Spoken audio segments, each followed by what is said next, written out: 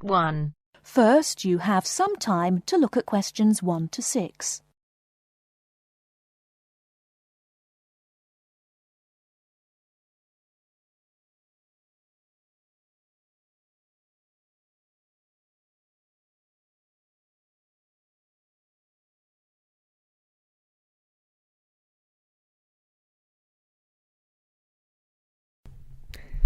Good morning, Towers Car Insurance. How can I help you? Hello, I was wondering if you could give me a quote for my car, please. I'd like to insure it for a period of 12 months. Certainly. I need to take down a few details first of all. Can I have your name, please? Certainly, it's James Bartolo. Sorry, can you say that again, please? Sure, James Bartolo. That's Bartolo. OK, thanks. And your date of birth? It's the 1st of the 8th, 1973. Great. And can you give me your address, please? Sure, it's 146 Eastern Road, Chester. Fabulous. Now, is the insurance for just yourself? No, actually my wife drives the car too. Her name is Alice Jackson and her date of birth is the 23rd of the 4th, 1968. That's OK. I just need to write yes or no and the make and model of the car you wish to insure. It's a 1998 Ford Laser. OK. And do you have any idea of the value of the car? Yes, it's around £4,000. I only bought it about a week ago. Before you hear the rest of the conversation, you have some time to look at questions 7 to 10.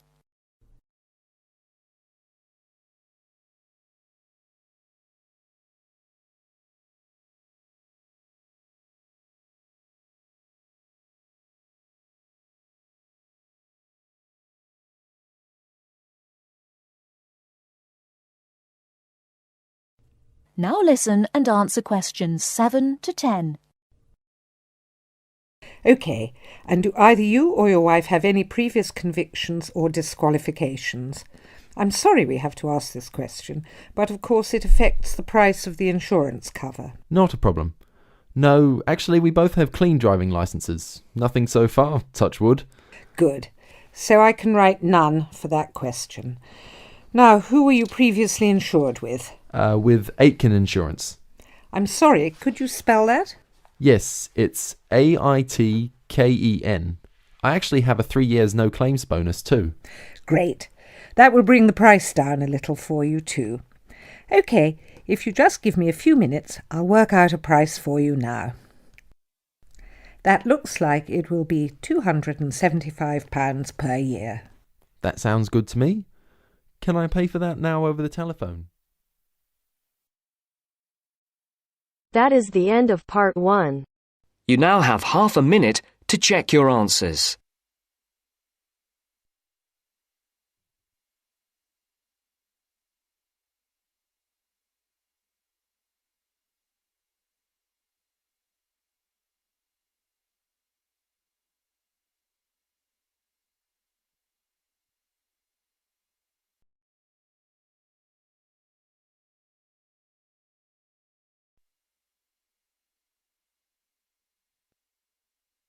Now turns to part 2. Part 2. You'll hear a radio program on the process of making beer. First, look at questions 11 to 14.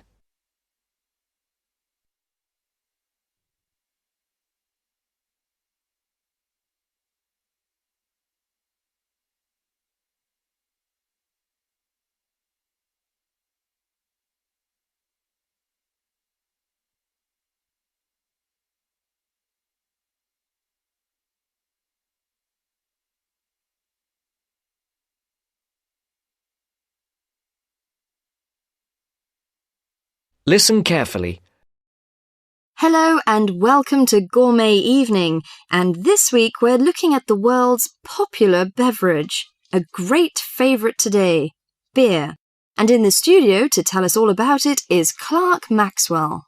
Beer is one of my personal favourite beverages, and I've got a number of facts, tips and trivia about beer to share with you. So, who invented beer and when? What is beer made of?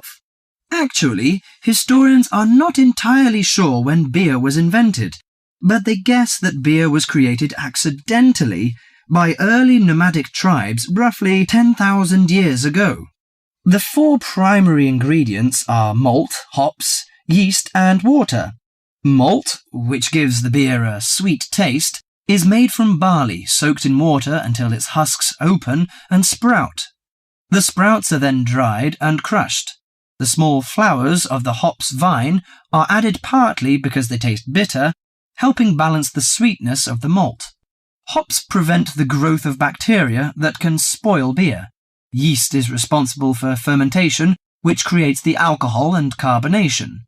Beer makers sometimes use additives or substitutes for malt or hops. Substitutes such as corn or rice can make a beer lighter or cheaper to produce. Before the broadcast continues, look at questions 15 to 20.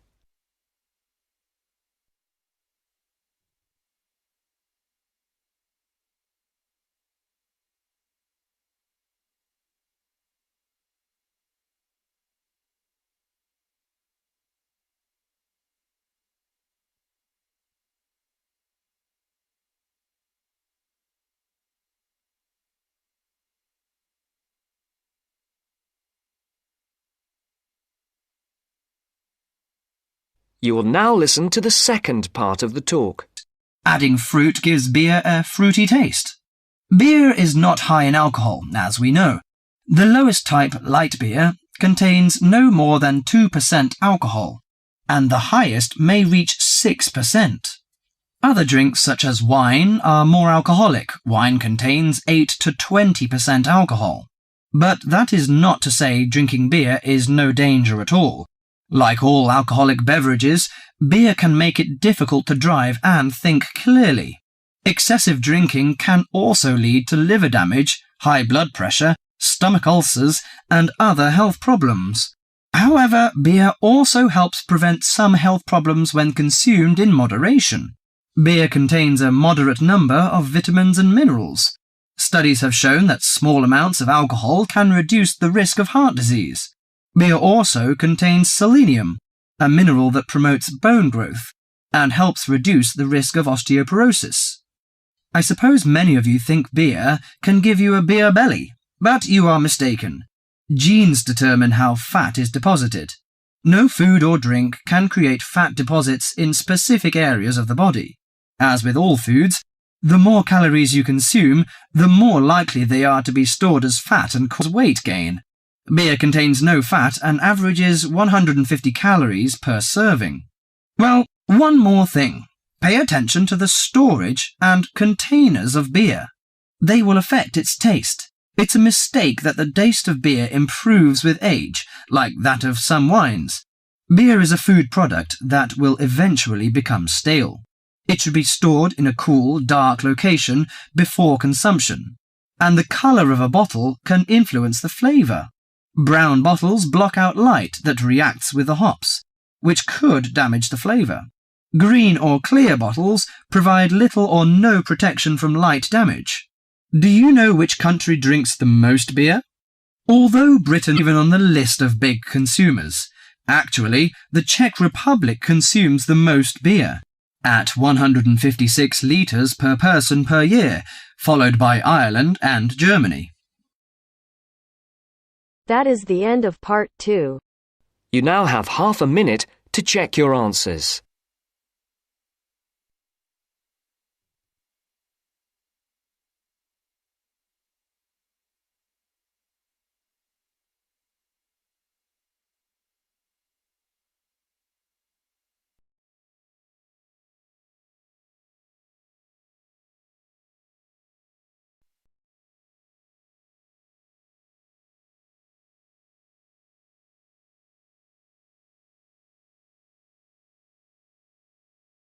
Now turns to part 3. Part 3. You are going to hear the rest of the talk about family history. First, you have some time to look at questions 21 to 25.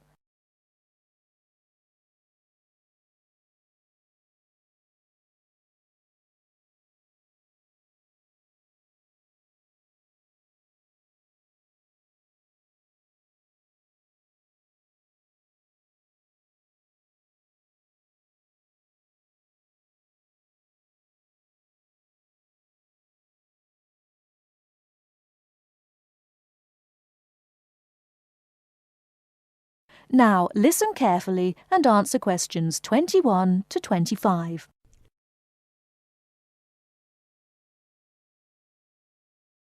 So, that's a few ideas about getting information. But what about methods of recording it? Of course, you can just write down what family members say. But it's even better if you can use a tape, so that you can record them as they're talking. Then you don't have to worry too much about making mistakes. You'll always be able to listen to it again. But whatever method you do use to record information, remember that it's very important to make a note of exactly how you got it. So, if you are using tape, always start the recording by saying the date and the place, as well as the name of the person you're interviewing. So, apart from people's memories, where else can you find information? Well, there are all sorts of documents, and they can be extremely useful. People keep lots of kinds of documents in the home, like photos or letters or diaries or birth certificates. And some people keep things from newspapers, like obituaries. Obituaries are announcements of a person's death, and they usually contain a lot of detail about that individual, like address, occupation, date of death, as well as the names and ages of the widow or widower and the dead person's children. So, be creative. Look around your home or the home of your relatives for any items that might contain clues, such as these about your family history. Okay? Before you hear the rest of the talk, you have some time to look at questions 26 to 30.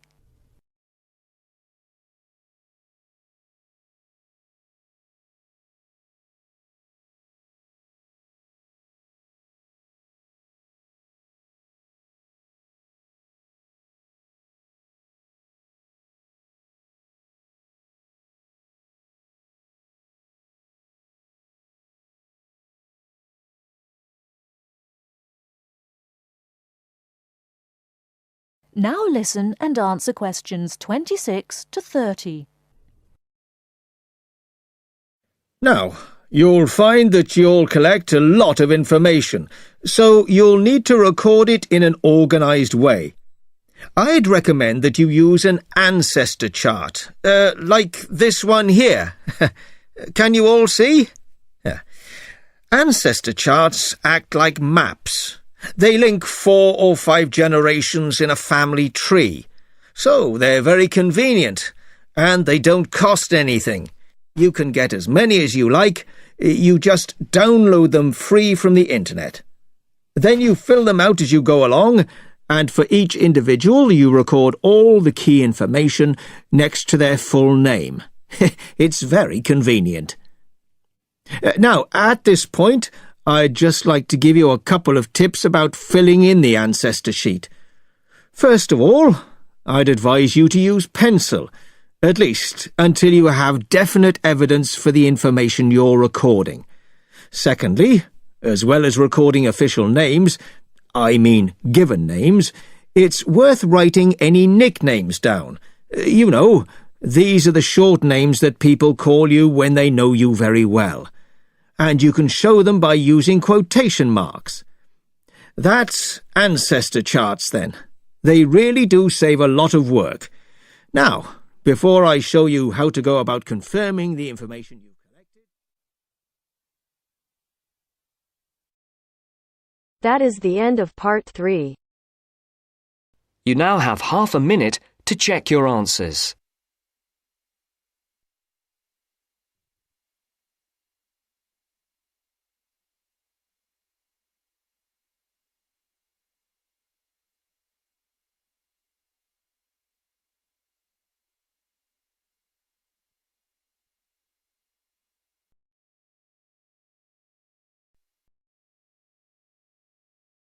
Now turns to part 4. Part 4. You will hear part of a lecture about a crater in Australia. First, you have some time to read questions 31 to 40.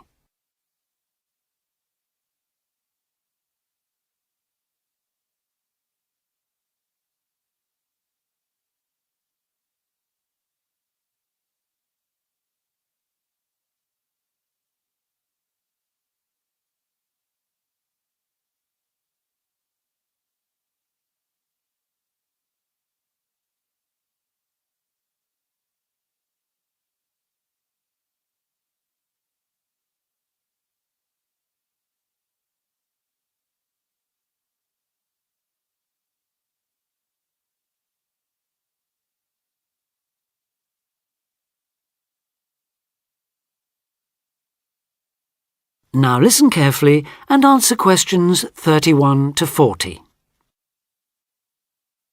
Lake Acraman in South Australia is Armageddon for the purist. No other meteorite impact on Earth has stamped the surrounding rocks with such an abiding, unequivocal geological record of collision, earthquake, wind, fire and tsunami, the giant waves formed by major Earth movements. The story it tells is elemental, without dying dinosaurs or even Bruce Willis to complicate its simple message of destruction. First, the numbers. About 590 million years ago, a rocky meteorite more than 4 kilometres across and travelling at around 90,000 kilometres an hour slammed into an area of red volcanic rock about 430 kilometres northwest of Adelaide.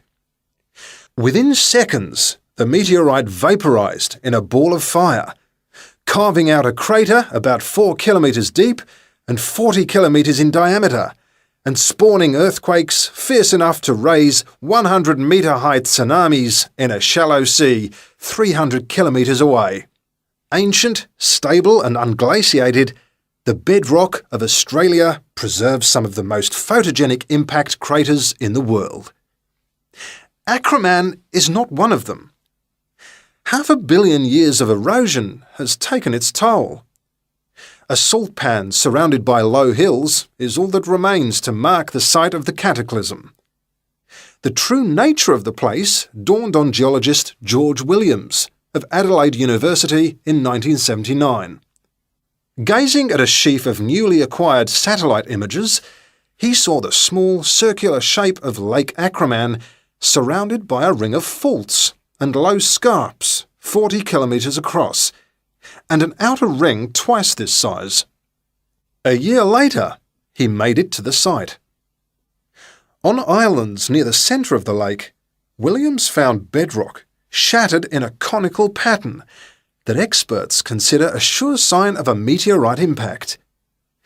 Except for a crater, which had long since eroded, the area was a textbook example of an impact site. In 1985, further intriguing evidence turned up. Vic Gostin, another Adelaide geologist, had been studying a thin band of fragmented red volcanic rock in 600-million-year-old shale in the Flinders Ranges, more than 300 kilometres east of Acraman. To his bewilderment, the volcanic chunks turned out to be 1 billion years older than the shale. Where had they come from? Comparing samples, Gostin and Williams found that their rocks were identical. The red rock in the Flinders Ranges had been blasted there from Acraman. Later, the same material turned up at sites 500 kilometres from Acraman.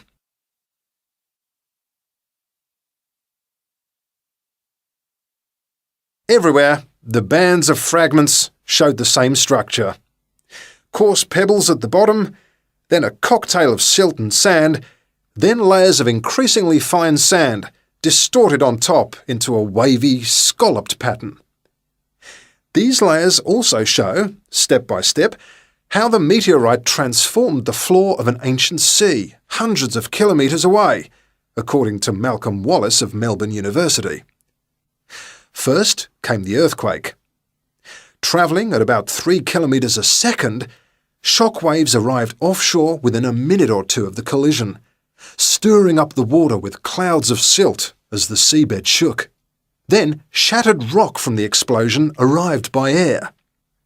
Pebbles and boulders crashed into the water, reaching a depth of about 200 metres within a minute. One day they would become the lower band of the Flinders Rock. Sand took up to an hour to come to rest, finally bedding down with the silt that was also now settling on the sea floor as the effects of the earthquake died away. This mixture would eventually form the next layer. About an hour after the meteorite's impact, huge waves rolled in, leaving the ripples on the surface that later hardened into rock. Clear as mud is not an oxymoron. In Acraman, the arid, timeless Australian outback has preserved the closest thing the earth can boast to a perfect pockmark, the pinnacle of imperfection. That is the end of part 4. You now have half a minute to check your answers. It be raining now, I keep making sound, go another round, bitch I'm legend bound, can't stop me.